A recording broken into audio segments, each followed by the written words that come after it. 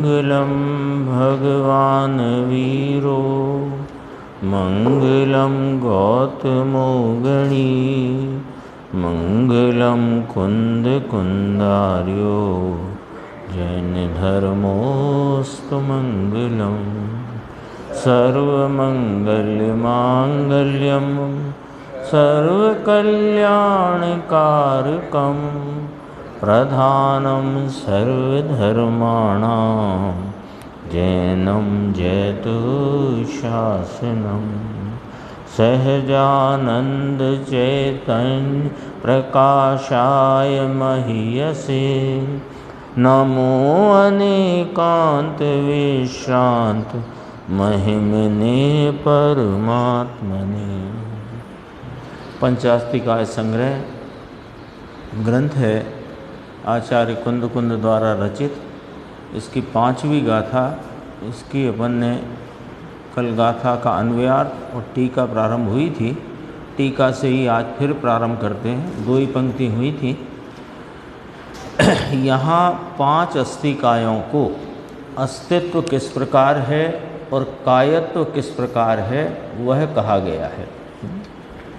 तो पहले अस्तित्व की चर्चा है और फिर कायत्व की चर्चा है। देखो, वास्तव में अस्तिकायों को 5 अस्तिकाय संज्ञा जिनकी पूर्व की गाथा में आ चुकी, जीव, पुद्गल, धर्म, अधर्म और आकाश। तो वास्तव में अस्तिकायों को विविध गुणों और पर्यायों के साथ स्वयपना यानी अपनापन अर्थात अनन्यपना है। तो फिर कहा कि गुणों और पर्यायों के साथ वे अनन्य रूप से रहे हैं, तो उनका सद्गुण पर्याय रूप है। ये यहाँ पर समझाना है, कहना है। तो पर्याय किसे कहा कि वस्तु के व्यतिरेकी विशेष वे पर्याय हैं और अन्वयी विशेष वे गुण हैं। इनके फुटनोट है नीचे, अपन ने कल भी पढ़े, दोबारा पढ़ लेते हैं।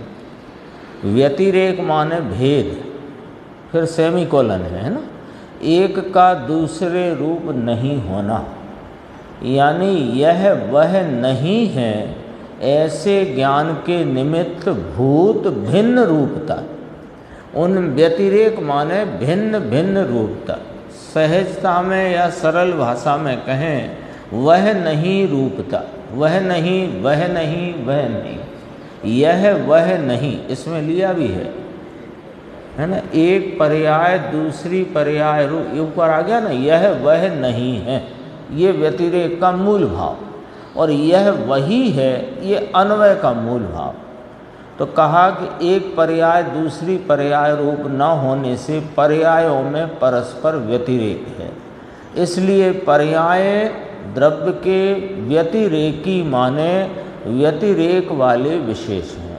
इसमें यहाँ चूँकि अस्तिकाय सिद्ध करना है, यहाँ अभी द्रव्य की या पदार्थ की सिद्धि नहीं, बल्कि पदार्थ में अस्तिकायपना और उसकी सतरूपता किस प्रकार है ये सिद्ध करना है। तो यहाँ पर पर्यायों के 2 प्रकार कहे। एक तो प्रवाह क्रम का निर्विभाग अंश, वह पर्याय है जिसे हम दशा, हालत, अवस्था कहते हैं। एक विस्तार क्रम का, क्योंकि प्रत्येक द्रव्य अस्तिकाय है ना, तो उसका अपना बहुप्रदेशी विस्तार है। तो बहुप्रदेशी विस्तार में उसके विस्तार क्रम के जो सबसे छोटा अंश नाम प्रदेश है, उसे भी यहाँ पर्याय कहा। और वह भी व्यतिरेक रूप है, यानी एक प्रदेश दूसरे प्रदेश रूप नहीं, और दूसरा तीसरे रूप नहीं, तीसरा पहले रूप नहीं। ऐसे प्रदेशों में भी व्यतिरेकपना घटित होता है। और काल प्रवाह सापेक्ष होने वाली जो अवस्था, दशा, हालत रूप परिणाम अथवा पर्याय कही जाती हैं, ऐसे वे अंश, उनमें भी व्यतिरेक भाव घटित होता है। तो कहा पर्याय द्रव्य के व्यतिरेकी नाम व्यतिरेक वाले विशेष हैं। फिर कहा अन्वय, अन्वय माने एक रूपता, सदृश्यता, यह वही है ऐसे ज्ञान के कारणभूत एक रूपता, तो कहा गुणों में सदैव सदृश्यता रहती होने से। वे गुण तो प्रवाह क्रम में भी वही का वही और विस्तार क्रम में भी वही का वही, क्योंकि पर्यायों में दो प्रकार घटित किए ना, उसका हेतु है। यहाँ विस्तार क्रम के अंश को पर्याय कहने का यहाँ हेतु है कि यहाँ अस्थि कायपना सिद्ध करना है, कायत्व सिद्ध करना है। अस्थि काय, दो शब्द आते ना, अस्थि माने सतरूपता, काय माने बहुप्रदेशीपना। तो इस पांचवी गाथा की अपन ने उत्थानिका देखी, 5 अस्थि कायों को, यानी उनका अस्तित्व और उनका कायत्व, दोनों बातें यहाँ सिद्ध करना है। तो कहा गुण पर्यायों से उत्पाद व द्रव्यता सिद्ध है। कौन सी पर्याय? प्रवाह क्रम की पर्याय, जो एक उत्पन्न होती है और वो नष्ट हो जाती है। ऐसे वे पर्यायों से सतरूपता और प्रदेश रूप पर्यायों से काय रूपता, यानी बहुप्रदेशीपना घटित होता है। ये हेतु है, तो उस हेतु से यहाँ पर टीका का वर्णन भी उसी प्रकार है। यह वही है ऐसे ज्ञान के कारणभूत एक रूपता, गुणों में सदैव सदृश्यता रहती होने से उनमें सदैव अन्वय है। अन्वय माने यह वही है, इसलिए गुण द्रव्य के अन्वयी विशेष यानी अन्वय वाले भेद हैं। तो वस्तु में जो गुण पर्यायवत द्रव्यम है, ऐसा जो द्रव्य है वह अपने अन्वय विशेषों वाला और व्यतिरेकी विशेषों वाला है ना। और व्यतिरेकी विशेष में दो प्रकार लिए, एक प्रवाह क्रम के व्यतिरेक विशेष और एक विस्तार क्रम के व्यतिरेक विशेष। अब फिर अपन वापस आते हैं, टीका की 2 पंक्ति हो गई। अब यहाँ पर पहले सत्ता सिद्ध करते हैं, फिर कायत्व सिद्ध करेंगे। तो देखो, इसलिए एक पर्याय से प्रलय को प्राप्त होने वाली, अन्य पर्याय से उत्पन्न होने वाली और अन्वयी गुण से ध्रुव रहने वाली एक ही वस्तु को, एक ही वस्तु में अन्वयी गुण से ध्रुव रहती हुई और प्रवाह क्रम की जो पर्याय है, उस पर्याय में एक पर्याय से प्रलय को प्राप्त होने वाली, अन्य पर्याय से उत्पन्न होने वाली, अन्वयी गुण से ध्रुव रहने वाली एक ही वस्तु को वह उत्पाद द्रव्य लक्षण अस्तित्व घटित होता ही है। स्पष्ट हुआ ना। सत, अभी सत सिद्ध करना है। तत्वार सूत्र का सूत्र है उत्पाद व द्रव्य युक्तम सत। तो ये उत्पाद व द्रव्य युक्तम सत सिद्ध किया है ना। यहाँ कैसे कथन है, कथन का जरा प्रकार देखते हैं। पर्याय विनष्ट होती है, पर्याय उत्पन्न होती है, वस्तु ध्रुव रहती है, ये सामान्य भाषा है। ये बस अपने समझने की सामान्य भाषा है। लेकिन इसको व्यवस्थित भाषा क्या है इसकी, ये प्रवचन सार में भी ली गई भाषा कि वस्तु अपनी वर्तमान पर्याय से उत्पन्न होती है, वस्तु अपनी पूर्व पर्याय से नष्ट होती है और अपने अनंते जो ध्रुव रूप गुण स्वभाव हैं उससे कायम ध्रुव रहती हुई वह सत स्वरूप है। ऐसा है ना। तो अपन ऐसे बोलने को बोलते हैं क्योंकि अपने को जो समय सार जी में दृष्टि के प्रयोजन से जो कथनी है, वहाँ द्रव्य पर्याय की भिन्नता का बोध कराकर पर्याय को गौण करा के द्रव्य स्वभाव की दृष्टि कराना है। तो वहाँ पर्याय नष्ट उत्पन्न नष्ट होने वाली है, वस्तु ध्रुव है। वहाँ इस प्रकार की शैली को सामान्यपने कथन में लिया जाता है। हाँ, तो वो वहाँ पर ये बताना है। यहाँ पर वस्तु का जो संरचना है, वस्तु का जो स्ट्रक्चर है, वस्तु अपने प्रत्येक वर्तमान में अनादि अनंत अनुत्पन्न अविनष्ट रूपता से कैसी है, ये अभी सत की बात चलती, कायत्व की बाद में करेंगे। तो सतपना उसका किस प्रकार है ये बात सिद्ध करना है। तो यहाँ भाषा ऐसी ली गई, एक पर्याय से प्रलय को प्राप्त होने वाली, अन्य पर्याय से उत्पन्न होने वाली, इसको ऐसे भी कह सकते हैं पूर्व पर्याय से प्रलय को प्राप्त होने वाली और अन्य पर्याय से उत्पन्न यानी वर्तमान पर्याय से उत्पन्न होने वाली और अन्वयी गुण से ध्रुव रहने वाली। इसमें भी थोड़ी बारीकी है। एक पर्याय से प्रलय को प्राप्त होने वाली और अन्य पर्याय से उत्पन्न होने वाली और अन्वयी गुण से ध्रुव रहने वाली एक ही वस्तु, पहले तो इतना नक्की करो फिर आगे का अपन पढ़ेंगे। एक ही वस्तु उत्पाद व द्रव्य स्वरूप है अथवा वह उत्पाद द्रव्य स्वरूप है ना, ऐसे भी बोलने में कोई दिक्कत नहीं है। वह उत्पाद द्रव्य स्वरूप है। खरेखर बहुत बारीकी से इसको, इस सत को अपन देखने जाएं, समझने जाएं तो एक समय में पूरा सत है और एक समय में ये तीनों भाव घटित होते हैं। इसलिए ये भाषा भी स्थूल है कि पूर्व पर्याय का व्यय और वर्तमान नवीन पर्याय का उत्पाद और वस्तु का ध्रुवपना अथवा गुणों की ध्रुवता, ये भी स्थूल भाषा है। एक पर्याय से प्रलय एक समय में घटित है। गुरुदेव श्री ने अभी अपनी कौन सा प्रकरण चलता था, परमार्थ वचन का अथवा क्रमबद्ध पर्याय का, इसके पहले क्रमबद्ध पर्याय, उसमें एक बात गुरुदेव श्री ने फरमाई थी, एक समय में ही उत्पाद उसी समय में व्यय है।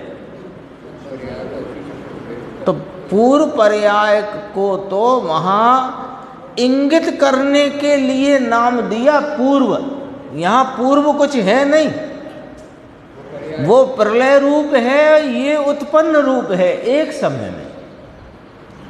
वो तो कौन सी प्रलय रूप है ये इंगित करने को पूर्व पर्याय कहते हैं। वहाँ पूर्व पर्याय है ही नहीं। वर्तमान में तो एक वह पर्याय जो उत्पाद स्वरूप है वही है। तो ये कहाँ से आई? तो कहा कि ये वास्तव में तो उस समय का अपना वर्तमान सत्य है, लेकिन वस्तु की द्रव्यता सिद्ध करना है तो द्रव्यता तो जब तक पूर्व और वर्तमान दो परिणामों को सापेक्ष खड़ा नहीं करोगे तो ध्रुव कहाँ रही, ये कैसे सिद्ध होगा। इसलिए वो बात है। भाषा में भी कितना गंभीर गंभीर रहस्य होता है ये देखो। और ख़ास तौर पर अमृतचंद्र देव की भाषा तो बहुत ही कसी हुई भाषा है। देखो अभी अपन ने एक लाइन पढ़ी, दोबारा से फिर, एक पर्याय से प्रलय को प्राप्त होने वाली, अन्य पर्याय से उत्पन्न होने वाली और अन्वयी गुण से ध्रुव रहने वाली एक ही वस्तु। तो एक ही समय में सत तो वर्तमान को कहते हैं ना, तो वर्तमान में पूरा सत है। एक ही वस्तु को व्यय, उत्पाद, द्रव्य लक्षण, अस्तित्व घटित होता ही है। अब तीसरे का अपन फुटनोट पढ़ेंगे। अस्तित्व का लक्षण अथवा स्वरूप व्यय, उत्पाद, द्रव्य है। इतना ही इसमें स्पष्टीकरण आया। और अब देखो अब क्या कहते हैं। अब यहाँ न्याय रखते हैं आचार्य भगवान। यदि गुणों तथा पर्यायों के साथ वस्तु को सर्वथा अन्यत्व हो तब तो अन्य कोई विनाश को प्राप्त होगा, अन्य कोई प्रादुर्भाव यानी उत्पाद को प्राप्त होगा और अन्य कोई ध्रुव रहेगा। इस प्रकार सब विप्लव प्राप्त हो जाएगा। विप्लव माने अंधाधुंधी, कोई व्यवस्था नहीं, अव्यवस्थित। नीचे दिया है देखो, विप्लव माने अंधाधुंधी, उथल पुथल, गड़बड़ी, विरोध। हाँ, तो अब देखो इसमें भी भाषा में जरा विचार करेंगे। यदि गुणों तथा पर्याय ऊपर से सिद्ध करते आए ना, वास्तव में अस्थिकायों को यानी 5 प्रकार के जो बहुप्रदेशी कायत्व वाले अस्थि रूप द्रव्य हैं उनके अपने गुणों और पर्यायों के साथ अनन्यपना है और वे व्यतिरेकी विशेष वे पर्याय हैं, अन्वयी विशेष वे गुण हैं। तो ये अपन ने 3 बार पढ़ लिया। एक पर्याय से प्रलय को प्राप्त होने वाली, वर्तमान अन्य पर्याय से उत्पन्न होने वाली, अन्वयी गुण से ध्रुव रहने वाली एक ही वस्तु को वह उत्पाद द्रव्य लक्षण अस्तित्व घटित होता ही है। अब कोई कहे कि गुण और पर्यायों के साथ अनन्यपना न माने तो फिर ये विप्लव को प्राप्त होगा। क्यों? उसका यहाँ पर समझाया कि जैसे गुण अन्य और पर्याय अन्य और द्रव्य अन्य, ध्रुव रूप या गुणों का जो समुदाय या गुणात्मक ध्रुव भाव ये अन्य, अब सब यदि अन्य अन्य अन्य हों, अनन्य नहीं मानो तो फिर ना उनकी सत्ता सिद्ध होती है, अपितु वहाँ कोई उत्पन्न हो रहा है, कोई विनष्ट हो रहा है, कोई ध्रुवता में पड़ा हुआ है। ये तो सब अंधाधुंधी हो जाएगी ये तो सब गड़बड़ हो जाएगी, इसमें तो विरोध खड़ा हो जाएगा। इसलिए फिर उसी भाषा पर देखना पड़ेगा। एक पर्याय से प्रलय को प्राप्त होने वाली वस्तु, अन्य पर्याय से उत्पन्न होने वाली वही वस्तु और अन्वयी गुण से ध्रुव रहने वाली वही एक वस्तु। ये भाषा में कितना रहस्य है। अब देखो यहाँ पढ़ा अपन ने जो न्याय रखा सामने, यदि ऐसा नहीं मानोगे, अनन्यपना गुण पर्यायों के साथ द्रव्य का अनन्यपना यानी भिन्न भिन्नपना नहीं, ऐसा नहीं मानोगे तो विप्लव होगा, अंधाधुंधी होगी। तो कैसा है कि देखो, यदि गुणों तथा पर्यायों के साथ वस्तु को सर्वथा अन्यत्व हो, गुरुदेव श्री ने फरमाया है, अपना मौका आएगा तब देखेंगे सर्वथा शब्द क्यों लिया यहाँ। सर्वथा अन्यत्व हो यानी सर्वथा अन्यत्व, सर्वथा गुण तथा पर्यायों के साथ सर्वथा अन्यत्व मान लोगे तो कथनचित अन्यत्व तो है। हाँ, क्यों कि उनमें अतद भाव है। जो द्रव्य है वो गुण नहीं, गुण है वो द्रव्य नहीं, गुण वो पर्याय नहीं, पर्याय वो गुण नहीं, ऐसा उनमें अतद भाव तो है। तो कथनचित अन्यत्व तो रहेगा, लेकिन सर्वथा ही अन्यत्व मानना योग्य नहीं है। अन्यथा क्या होगा? अन्य कोई विनाश को प्राप्त होता है, अन्य कोई उत्पाद को प्राप्त होगा और अन्य कोई ध्रुव रहेगा। इस प्रकार सब विप्लव को प्राप्त हो जाएगा। इसलिए न्याय रख दिया।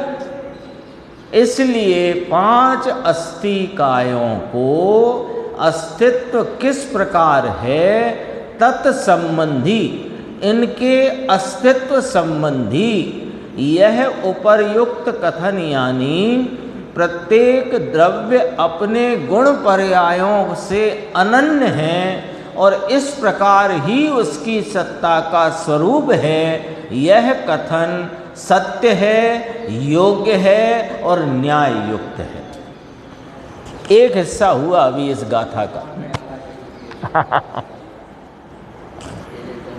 एक जगह तो गुरुदेव ने कहा इस प्रकार नहीं समझेगा तो निश्चयाभासी हो जाएगा। बिना प्रमाण के द्रव्य को जिनेन्द्र परमात्मा द्वारा कहे गए स्वरूप को यथानुरूप जैसा है वैसा यदि नहीं स्वीकार करेगा, पर्याय का क्या है? पर्याय तो गौण करना है, उसको क्या समझना? तो ऐसे निश्चयाभासी हो जाएगा।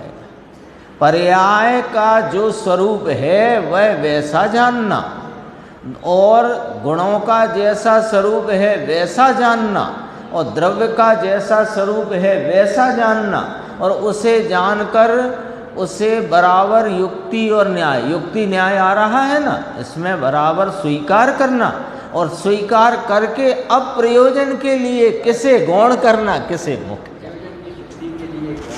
तो निश्चयाभास और व्यवहाराभास से दूर रहता हुआ अपने स्वरूप रूप लक्ष्य को साधने में सफल होगा, अन्यथा भटक जाएगा।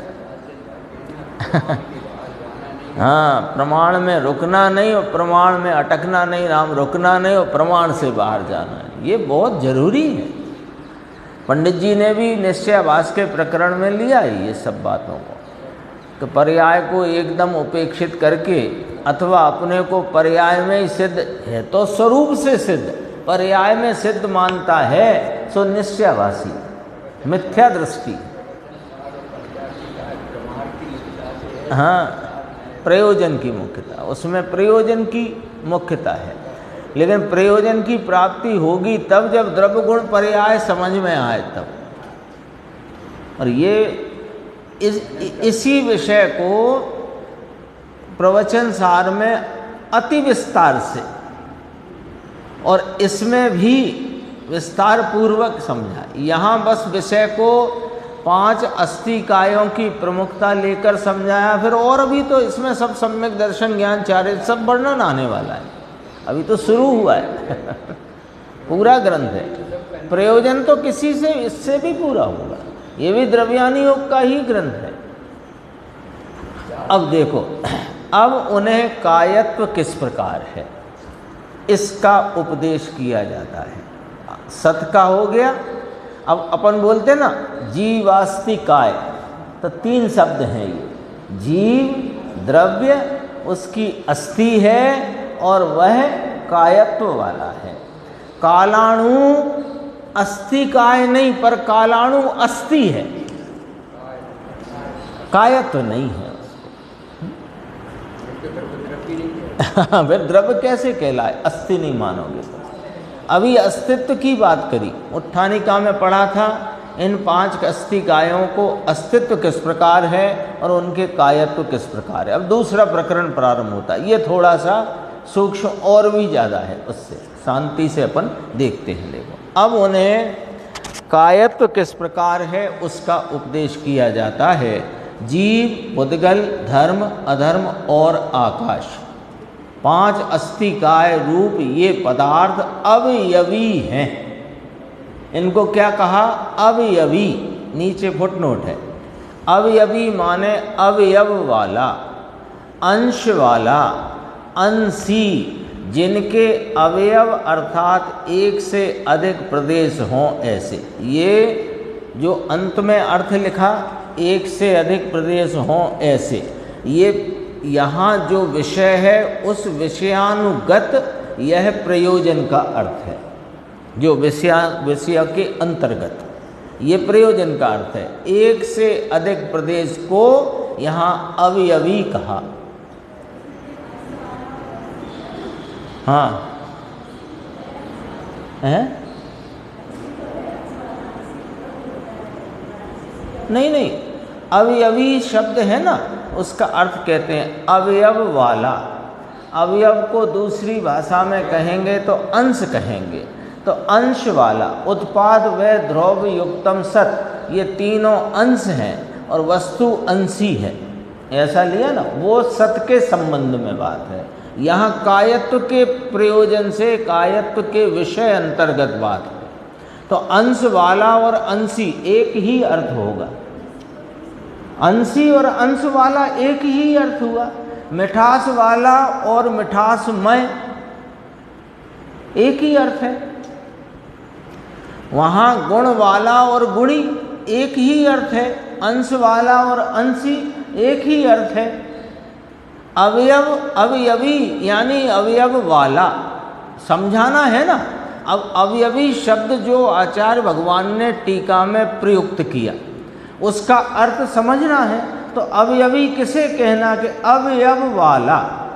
अवयव को दूसरे शब्दों में अंश कहते हैं, तो अंश वाला। तो जैसे अवयव वाले को अवयवी कहा तो अंश वाले को अंशी कहा। फिर यहाँ पर अपने को जो विषय अंतर्गत अर्थ है वो अंत में लिखा। ये शाब्दिक अर्थ हुए पहले। अब विषय अंतर्गत का क्या अर्थ है? जिनके अवयव, अब वे पर्याय सिद्ध की थी ना विस्तार क्रम की, विस्तार क्रम के निर्विभाग अंश रूप जो भाव प्रदेश हैं वे पर्याय हैं, तो वे अंश हैं, अवयव हैं।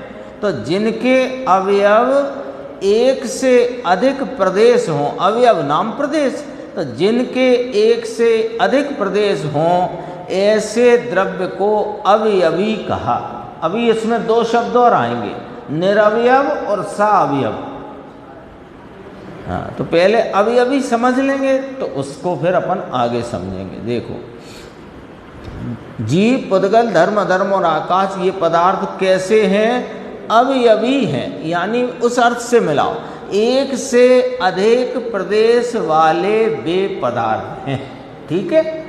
प्रदेश नाम के, टीका में ही आई पंक्ति, प्रदेश नाम के उनके जो अवयव, प्रदेश को अवयव कहा ना, प्रदेश नाम के उनके जो अवयव हैं वे भी परस्पर व्यतिरेक वाले होने से पर्यायें कहलाती हैं। ये चर्चा अपनी कल भी हो गई थी, आज भी संक्षेप में हो गई है। इसका भी फुटनोट देखो। पर्याय का लक्षण परस्पर व्यतिरेक है। वह लक्षण प्रदेशों में भी घटित होता है, व्याप्त है, घटित होता है, क्योंकि एक प्रदेश दूसरे प्रदेश रूप नहीं होने से प्रदेशों में परस्पर व्यतिरेक है, इसलिए प्रदेश भी पर्याय कहलाता है या कहलाती है। कितना स्पष्ट है। कहाँ आ गए अपन? देखो पहली पंक्ति, उनके साथ उन पांच पदार्थों को अनन्यपना होने से, किसके साथ? कि परस्पर व्यतिरेक होने वाले जो प्रदेश हैं जिन्हें यहाँ पर्याय कहा, उन पर्यायों नाम प्रदेशों से जिनका अनन्यपना होने से कायत्व सिद्धि घटित होती है। जो प्रवाह क्रम की पर्यायों से अनन्यपना होने से सत सिद्ध होता है, और प्रदेश रूप व्यतिरेकी विशेष अथवा वे प्रदेश रूपी पर्यायों से इन पांच द्रव्यों का अनन्यपना होने से कायत्व सिद्धि घटित होती है, बहुप्रदेशीपना घटित होता है। अब यहाँ से अलग अलग द्रव्य की जो पांच आए ना, जीव, पुद्गल, धर्म, अधर्म, आकाश, काल, इसकी अब चर्चा यहाँ से। पहले तो सामान्य हो गई पांचों की बात, कि पांचों में अवयवीपना है। पहला ये शब्द याद रखना, अवयवी। एक अपन ने कल याद रखा था, ऊर्ध्व, अधो, मध्य, लोक के तीन भाग, उसकी भी जरूरत पड़ेगी। और अवयवी शब्द, अवयवी माने बहुत प्रदेशी। बस अभी अपने को जो प्रयोजन है ना समझने का, उसमें इतना अर्थ समझना। अवयवी माने एक से अधिक प्रदेश वाला, यानी बहुप्रदेशी। अवयव माने प्रदेश, अवयवी माने प्रदेशों वाला, प्रदेशों वाला, तो बहुत प्रदेश हुए ना। तो पीछे से पंक्ति आई, देखो, जिनके अवयव नाम प्रदेश एक से अधिक, कहाँ? यहाँ था। प्रदेश नाम के उनके जो अवयव हैं वे भी विस्तार क्रम के जो निर्विभाग अंश रूप प्रदेश हैं वे भी परस्पर व्यतिरेक वाले होने से पर्यायें कहलाती हैं।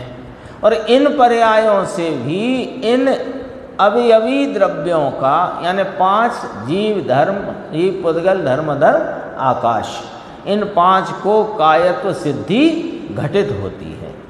अब आगे बढ़ती है बात। परमाणु व्यक्ति अपेक्षा से निरअवयव होने पर भी उनको साअवयवपने की शक्ति का सद्भाव होने से कायत्व सिद्धि निरअपवाद है। ये चर्चा चौथी गाथा में भी आ चुकी है, व्यक्ति अपेक्षा और शक्ति अपेक्षा। तो देखो निरवयव, सावयव, निरवयव और निरपवाद, ये 2 की फुटनोट नीचे मिलेगी। निरअवयव माने अवयव रहित, अंश रहित, निरंश एक से अधिक प्रदेश रहित। अपना अर्थ ये है एक से अधिक। यद्यपि कि परमाणु में व्यक्ति अपेक्षा एक से अधिक प्रदेश रहित पना है, यानी मात्र एक प्रदेशी है, तो भी शक्ति अपेक्षा उसको सा अवयवपना यानी बहुत प्रदेशी होने की शक्ति का सद्भाव होने से उसको कायत्वपना अथवा सा अवयवपना अथवा अवयवीपना निरअपवाद सिद्ध होता है। निरअपवाद का भी अपन पढ़ते हैं। अपवाद रहित 5 अस्थि कायों को कायपना होने में एक भी अपवाद नहीं है, क्योंकि उपचार से परमाणु को भी शक्ति अपेक्षा से अवयव नाम प्रदेश है, नाम बहुत प्रदेश है। स्थूल पर यहाँ एक और अपेक्षा आती है, परमाणु को ही, परमाणु पुद्गल है ना, तो जो स्कंद है उसे स्थूल परमाणु कहा। स्कंद है यद्यपि उसे स्कंद कहते हैं, पर एक अपेक्षा उस स्कंद को स्थूल परमाणु और छुट्टे परमाणु को सूक्ष्म परमाणु। हाँ, तो स्कंद को भी, पुद्गल तो मूलतः परमाणु है, तो इस टेबल को एक भाषा में स्कंद कहेंगे, पुद्गल परमाणुओं का स्कंद कहेंगे, तो एक भाषा से इसको स्थूल परमाणु रूप पुद्गल भी कह सकते हैं। आएगी चर्चा, वो भी आएगी। अपन कहाँ पहुँच गए थे? एक अपना इसका हुआ, अभी परमाणु की बात हुई है ना। अब आगे बात करते हैं आकाश के संदर्भ से, फिर करेंगे धर्मास्ति अधर्मास्ति और आकाश, फिर उसमें भी आकाश। अभी यहाँ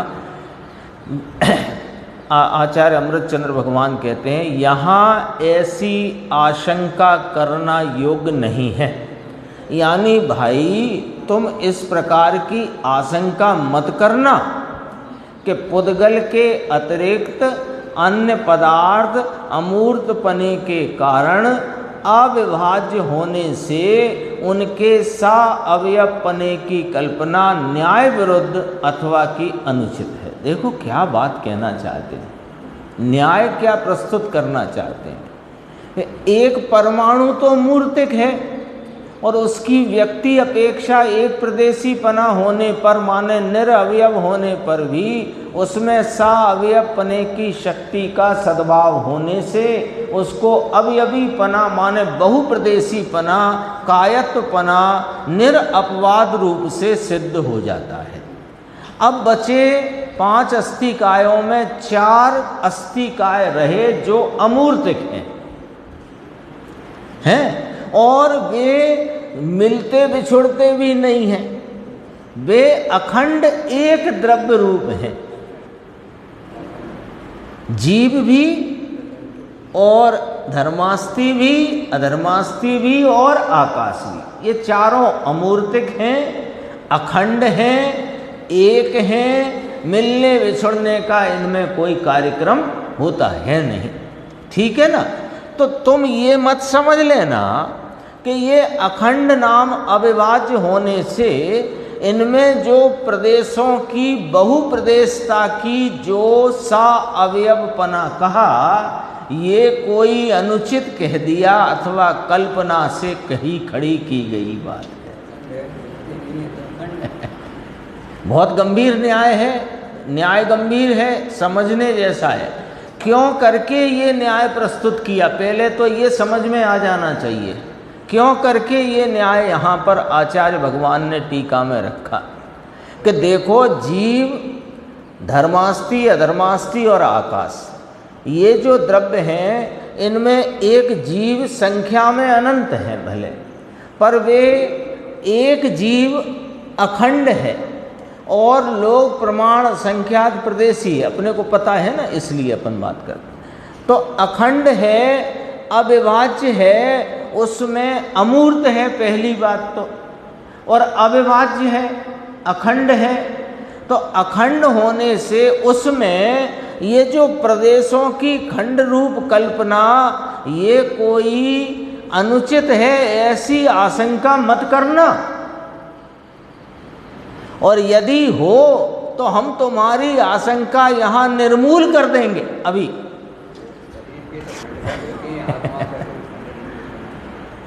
आत्मा अभी इसको थोड़ा सा अपने को एक पुद्गल परमाणु मूर्तिक की बात कर दी, उसे अब साइड कर दो। अब चार अस्थि काय की बात करते हैं, उसमें अमूर्तिक पना लिया।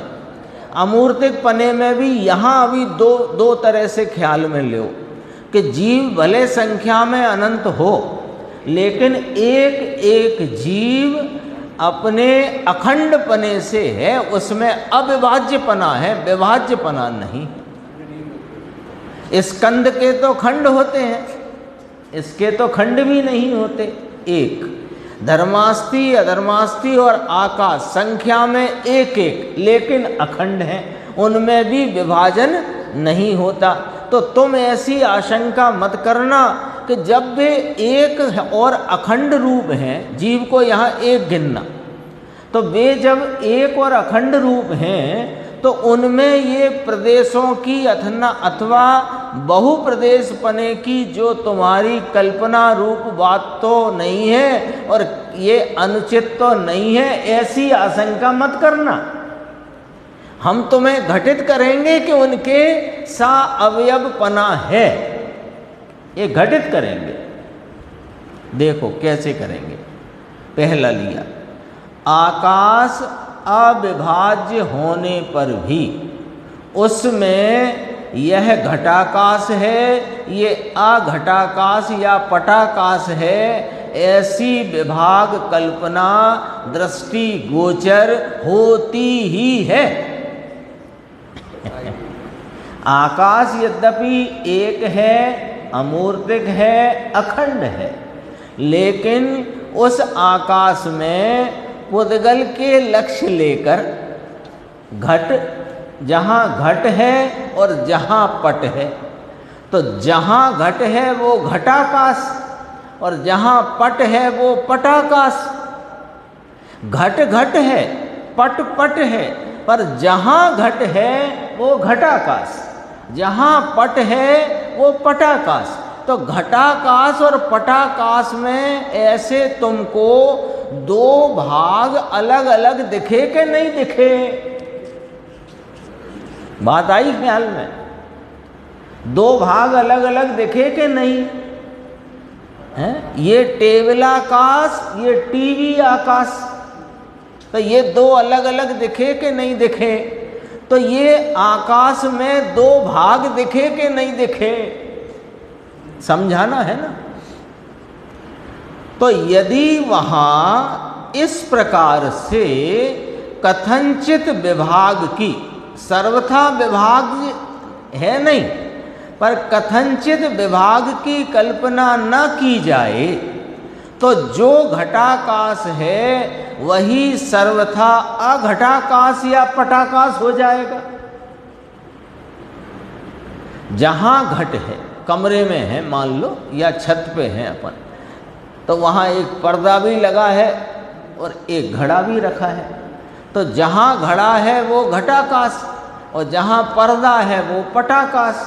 यदि इस प्रकार से घट के अवगाहन के क्षेत्र को और पट के अवगाहन के क्षेत्र को जो स्पष्ट भिन्न भिन्न दृष्टि गोचर है, उसमें यदि कथनचित विभाग की कल्पना नहीं करोगे तो जो घटाकाश है वही पटाकाश हो जाएगा।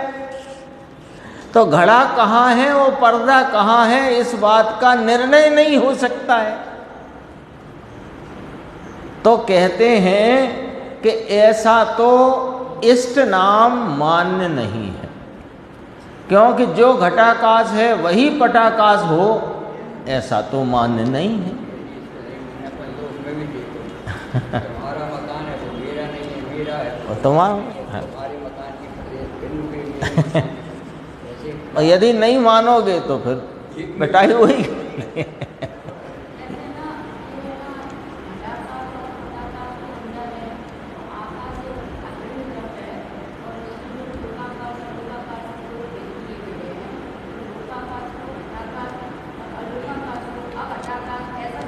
नहीं नहीं, वो वाली बात को आगे फिर कहेंगे। अभी 3 लोक का जो ऊर्ध्व मध्य है ना, तब उसकी बात को करेंगे, तब उस बात को भी करेंगे। अभी तो एक सिंपल सी बात है, अपन यहाँ बैठे हैं तो यहाँ आकाश है कि नहीं है ना। अब जहाँ ये टेबल है और जहाँ आप हो तो बेंच है, तो एक बेंच आकाश और ये टेबल आकाश, इस प्रकार की कथनचित विभाग कल्पना सर्वथा नहीं की जा सकती है, क्योंकि आकाश की एक अखंड सतरूपता से देखो तो ये विभाग कल्पना नहीं की जा सकती। लेकिन अन्य द्रव्य के अवगाहन का हेतुपना होने से उसमें अपन इस प्रकार देखें तो उसमें कथनचित रूप से उस एक ही आकाश में घटाकाश, पटाकाश या टेबलाकाश, बेंचाकाश, इस प्रकार की कल्पना की जा सकती है। और हाँ, उदाहरण दिया। हाँ, ये 2 उंगली 2 तब कहलाएंगी, एक यहाँ एक यहाँ। तो उंगलियाँ तो उंगलियाँ हैं, ये तो पुद्गल के स्कंद रूप या स्थूल परमाणु हैं। पर ये जो यहाँ है वो यहाँ नहीं और यहाँ है वो यहाँ नहीं, तो ये आकाश में 2 भाग हुए। इसमें मुनि का भी उदाहरण गुरुदेव लेंगे। एक मुनि जहाँ है वहाँ दूसरे मुनि हैं, तो वो एक मुनि का अवगाहन दूसरे मुनि का अवगाहन रूप कथनचित विभाग कल्पना यदि नहीं करोगे तो ये इष्ट नहीं है भैया, ये मान्य नहीं।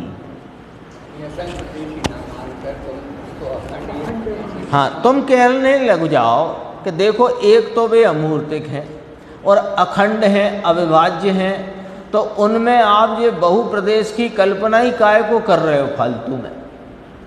आप तो एक प्रदेश ही मान लो, परमाणु की आपने कह दी, हमने समझ ली बात, मिलने बिछड़ने की अपेक्षा लेकर समझ लिया, आपने कह दिया स्कंद रूप उसमें होने की शक्ति का सद्भाव होने से। हाँ, तो वो तो हमें समझ में आ गई। पर अमूर्तिक द्रव्य तो एक है, अखंड है, अविभाज्य है, इसमें ये प्रदेश कल्पना क्यों खड़ी करते? तो कहा वो एक प्रदेश ही नहीं है, क्योंकि प्रदेश किसे कहा, पहले इस पे आना पड़ेगा कि क्षेत्र का सर्वसे छोटा निर्विभाग अंश, उसे एक प्रदेश कहा, उसे यहाँ पर्याय कहा। देखो समय है, पूरा करना चाहते थे। यहाँ कथनचित विभाग की कल्पना ना करो। कैसी? कि घटाकाश, ये घटाकाश को और पटाकाश को भिन्न भिन्न नहीं मानो, उनमें कथनचित ऐसी विभाग रूप कल्पना करो ही नहीं। तो जो घटाकाश है वही पटाकाश हो जाएगा, और वह तो मान नहीं है। इसलिए कालाणुओं के अतिरिक्त अन्य सर्व में कायत्व नाम का सा अवयवपना निश्चित करना चाहिए। सबको ले लिया, बात अभी आकाश की करी और परमाणु की करी है ना, लेकिन सबको ले लिया सा अवयवपना, अन्य सर्व में कालाणुओं के अतिरिक्त। तो अपन कथनचित किसी अपेक्षा से वो अखंड मान नहीं सकते, पर आकाश द्रव्य में तो किसी। हाँ, तो पहला एक न्याय ये रखा। अब धर्मास्थी, अधर्मास्थी और जीव द्रव्य की भी सिद्धि करते हैं। देखो 5 मिनट ज़्यादा होंगे, पूरा कर लेंगे अपन। उनकी जो 3 लोक रूप निष्पन्नता नाम रचना कही, किन की? 5 अस्थिकायों से निष्पन्न ये लोक है। अब आया वो लोक है ना, लोक पुरुष संठान। तो वो 3 लोक रूप निष्पन्नता अथवा रचना वहाँ कहीं तो वहाँ 5 अस्थिकाय द्रव्य रहे हुए हैं और वर्त रहे हैं, ठीक है। वह भी उनका अस्थिकायपना, ब्रैकेट में देखो, अस्थिपना तथा कायपना, स्पष्ट की अस्थि माने सत और काय माने बहुप्रदेशीपना। 3 शब्द हुए, धर्मास्तिकाय, धर्म अस्तिकाय, पुद्गलास्तिकाय, पुद्गल अस्तिकाय, सिद्ध करने के साधन रूप से कहिए। लो क्या कह रहे हैं आचार्य भगवान, जो 3 लोक रूप निष्पन्नता कही गई है वो इन द्रव्यों में अस्थिपना तथा कायपना है, ये सिद्ध करने के लिए 3 लोक की व्यवस्था कही गई है। 3 लोक कहे ना, लोक तो पहले तो लोकाकाश सामान्य लो कि जहाँ 5 अस्थिकाय और कालाणु, पर वो अस्थिकाय नहीं है, प्रकरण में नहीं है, पर अपन ने ख्याल में लिया बस। तो 5 अस्थिकाय जहाँ रहे हैं, वर्त रहे हैं, वो लोकाकाश, शेष सब अलोकाकाश, पूर्व की गाथा में आ चुकी है बात, ठीक है। अब ये जो लोकाकाश में 3 लोक कहे, 3 लोक, लोकाकाश को 3 लोक कहा, ऊर्ध्वलोक, मध्यलोक, अधोलोक। ये 3 लोक रूप रचना का वर्णन सर्वज्ञ भगवान की वाणी में, अरे इन द्रव्यों के अस्थिकाय को सिद्ध करने के लिए और उनके सतरूपता को सिद्ध करने के लिए किया गया। देखो जरा न्याय तो देखो क्या कहते हैं जय कुमार भाई साहब। लोकाकाश तो ठीक है, आकाश के 2 भेद करे, लोकाकाश अलोकाकाश, जहाँ 5 अस्थिकाय द्रव्य रहे हैं, परिणम रहे हैं, वर्त रहे हैं, वो लोकाकाश है और शेष अलोकाकाश है। ये लोकाकाश अभी एक कहा, लेकिन इस लोकाकाश में ऊर्ध्व, मध्य और अधो ऐसे 3 लोक कहे, ये वास्तव में इन द्रव्यों की अस्थि और कायत्व को सिद्ध करने के लिए कहे। हाँ, ये इनमें सावयवपना है, ये सिद्ध करेंगे ऊर्ध्व, मध्य और अधो।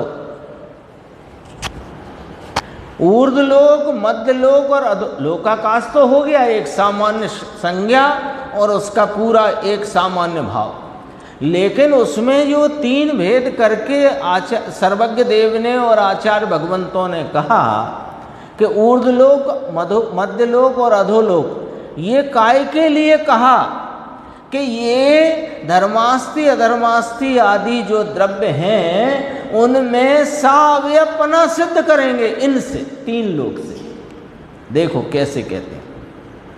पहला, ऊर्ध्व, अधो, मध्य 3 लोक के उत्पाद व द्रव्य वाले भाव के जो 3 लोक के विशेष स्वरूप हैं, वे भवते हुए, परिणमते होते हुए अपने मूल पदार्थों का गुण पर्याय युक्त अस्तित्व सिद्ध करते हैं। अभी तो अस्तित्व सिद्ध किया। ऊर्ध्व, अधो, मध्य 3 लोक के विशेष कहे, कौन विशेष हैं? इसमें रहे हुए द्रव्य इसके विशेष हैं और 3 लोक उसका सामान्य, ऐसे लिया है ना। जैसे द्रव्य के गुण विशेष हैं तो वे गुण प्रति समय परिणमते हुए हैं, इस प्रकार यह अपना द्रव्य गुण पर्याय वाला है, ये इसने अस्तित्व सिद्ध किया था ना ऊपर। ऐसे 3 लोक का अस्तित्व कैसे सिद्ध हुआ कि मूल पदार्थ अपना अस्तित्व सिद्ध करते हैं, तो ऊर्ध्व, मध्य और अधोलोक ऐसे 3 लोक के भाव सदैव कथनचित सदृश रहते हैं। भाव माने यहाँ द्रव्य लेना, 3 लोक के द्रव्य, 3 लोक के द्रव्य, उसको भाव शब्द लिया यहाँ, क्योंकि वो 3 लोक को एक लोक लिया, उसके 3 भाग किए। उस 3 भाग में क्या है कि अनंत द्रव्य, अनंत जीव, अनंतानंत पुद्गल, एक धर्मास्थि, एक अधर्मास्थि, एक आकाश। अभी कालाणु असंख्य हैं, वो अभी प्रकरण में नहीं है, ठीक है। तीन लोक के भाव सदैव कथनचित सदृश रहते हैं और कथनचित बदलते रहते हैं। बोलो, ये तो पहले ही आ गई बात उत्पाद व द्रव्य की। वे ऐसा सिद्ध कर रहे हैं, वे द्रव्य अपनी उत्पाद व द्रव्यता से सदृश रहते हुए बदलते हुए और बदलते रहते हुए सदृश रहकर ये सिद्ध करते हैं कि तीन लोक के मूल पदार्थ कथनचित सदृश रहते हैं, कथनचित परिवर्तित होते रहते हैं, अर्थात उन मूल पदार्थों का उत्पाद व द्रव्य वाला अथवा गुण पर्याय वाला अस्तित्व है। अभी ये ऊर्ध्व अधो मध्य के द्वारा अस्तित्व की सिद्धि करी सभी द्रव्यों के, पांच अस्थिकाय के। हाँ, विभाग कर दिए ना लोक के विभाग किए और उन विभागों में रहे हुए। धर्मास्थि भी उन विभागों में रहा, अधर्मास्थि भी उन विभाग में। लोकाकाश का ये तीन भाग उन विभाग का ही भाग है। और आकाश की चर्चा यद्यपि अलग कर दी घटाकाश पटाकाश से, और जीव भी तीनों लोक में। देखो मध्य लोक को सामान्य स्वरूप किया है और उत्पाद व द्रव्य उसका भाव उसको विशेष रूप दिया है। ऊर्ध्व अधो मध्य लोक के तीन विभाग हैं, ऐसे समझना। लोकाकाश खड़ा किया ना पहले कि जहाँ पांच अस्थिकाय द्रव्य रहे हुए हैं और वर्त रहे हैं, वो आकाश का वह भाग लोकाकाश है, शेष अलोकाकाश है। यद्यपि आकाश अखंड है तो घटाकाश पटाकाश से उसकी चर्चा अपने को दृष्टिगोचर होने की अपेक्षा से समझा दी। अब देखो, अब जो लोक के तीन भाग हैं, उन तीनों भागों में कौन रहा हुआ है कि ये पांच प्रकार के द्रव्य रहे हैं ना।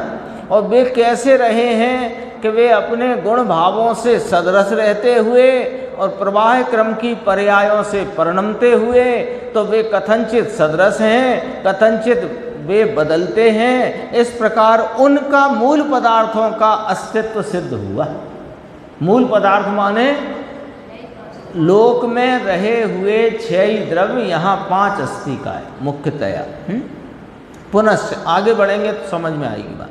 पुनश्च और फिर से कहते हैं, धर्म अधर्म और आकाश ये प्रत्येक पदार्थ ऊर्ध्व अधो मध्य ऐसे लोक के तीन विभाग रूप से परिणमित होने से। बोलो, अब देखो क्या कह दिया।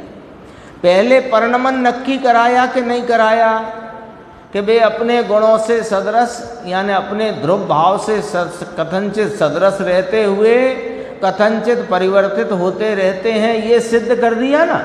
तो परिवर्तित होते रहते हैं, परिणमित होते रहते हैं, ये सिद्ध कर दिया ना। अब धर्मास्थिकाय जो द्रव्य है, एक अपन समझने को लेते हैं, सबकी बात है। धर्मास्थिकाय द्रव्य है वो ऊर्ध्व लोक में, मध्य लोक में और अधोलोक में, तीनों में परिणम रहा है कि नहीं? तीनों में परिणम रहा है ना। तो उसके तीन विभाग हो गए परिणमन में, तीन विभाग रूप से परिणमित है वो। ऊर्ध्व लोक का धर्मास्थि ऊर्ध्व लोक में, मध्य लोक का धर्मास्थि मध्य लोक में, अधोलोक का धर्मास्थि अधोलोक में परिणमित है। हो गया नक्की। तो ये तीन विभाग हुए, तो ये तीन विभाग होने से उनके सावयवपना सिद्ध होएगा। देखो अभी बात करते हैं पूरी, क्योंकि ये छोड़ने लायक नहीं है, नहीं तो फिर वो कल पूरी मेहनत आने वाली है। विभाग रूप से परिणमित होने से उनके कायत्व नाम का सा अवयवपना है, ऐसा अनुमान किया जा सकता है। क्यों? धर्मास्थि अधर्मास्थि और आकाश वो परिणमनशील नक्की हुआ कि नहीं हुआ, और जीव भी परिणमनशील नक्की हुआ कि नहीं, और परमाणु भी, पुद्गल भी। तो ये ऊर्ध्व लोक के, अधोलोक के, मध्य लोक के, ये लोक के तीन विभाग कहे कि नहीं कहे? तो तीन विभाग का धर्मास्थि, तीन विभाग का अधर्मास्थि। खास धर्मास्थि अधर्मास्थि पे इसलिए जोर है कि वो पूरे में पसरा पड़ा है अकेला एक, और आकाश में 2 भाग हैं, उसकी चर्चा हो चुकी है ना। तो ऊर्ध्व, अधो और मध्य ऐसे 3 विभाग किए लोक के। वे कह रहे हैं आचार्य अमृतचंद्र देव कि ये 3 विभाग किए ही कायत्व सिद्ध करने के लिए। अखंड एक धर्मास्ति को बहुप्रदेशीपना है, इस बात की सिद्धि के लिए 3 विभाग किए। तो पहले तो परिणमनशीलता नक्की कराई, पहले पॉइंट पे तो परिणमनशीलता नक्की कराई, तो परिणमित हो रहे हैं ये बात आपको स्वीकार हो गई। तो वे ऊर्ध्व लोक और मध्य लोक और अधोलोक वाला धर्मास्ति, तो ऊर्ध्व लोक का धर्मास्ति, मध्य लोक का धर्मास्ति, अधोलोक का धर्मास्ति ऐसे कहलाएंगे कि नहीं?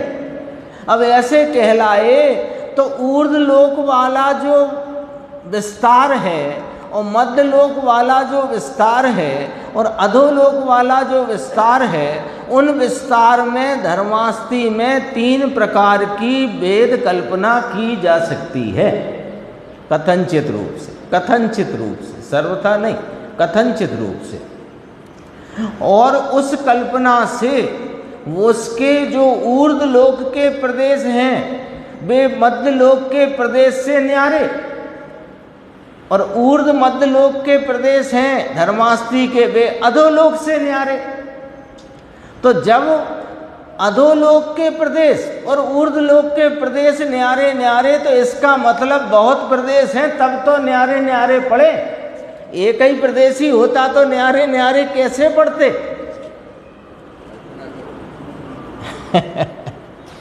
अद्भुत न्याय है। तो वे न्यारे पढ़ते हैं, ऊर्ध्व लोक का धर्मास्ति, अधोलोक का धर्मास्ति, मध्य लोक का धर्मास्ति। अरे अखंडपना है, लेकिन उसमें हमें बहुप्रदेशीपना घटित करना है। तुम यदि ऐसी आशंका करो कि उनके अखंडपना होने से तुम उन्हें बहुप्रदेशी काहे कह रहे हो, एक ही प्रदेशी कह दो। तो कहा नहीं, वे बहुप्रदेशी हैं, तो हमें समझा दो कैसे हैं। कि हम समझा रहे हैं, ऊर्ध्व लोक, मध्य लोक और अधोलोक ऐसे लोक में रहे हुए धर्मास्ति, जो लोक में पूरे में रहा हुआ है, उसमें लोक के 3 भाग कहे गए कि नहीं सर्वज्ञ के द्वारा। तो 3 भाग में जो धर्मास्ति है, तो धर्मास्ति में कथनचित 3 विभाग कर सकते हो कि नहीं? तो ऊर्ध्व लोक का जो अनुमान में लेना है, उसे कोई तोड़ना काटना नहीं है। तो ऊर्ध्व लोक के धर्मास्ति का विस्तार अधोलोक के धर्मास्ति के विस्तार से भिन्न है कि नहीं? तो विस्तार में भिन्नता ख्याल में आई कि नहीं? तो विस्तार की भिन्नता ख्याल में आने से ऊर्ध्वलोक के जो विस्तार प्रदेश हैं वे अधोलोक के विस्तार प्रदेश से न्यारे कहलाए। जब वे न्यारे जे न्यारे तो ज़्यादा होंगे तभी तो न्यारे, एक होते तो कैसे न्यारे? अनुमान कराया है। 10 बीघा जमीन दिया, उसकी 100 तो 100 बने।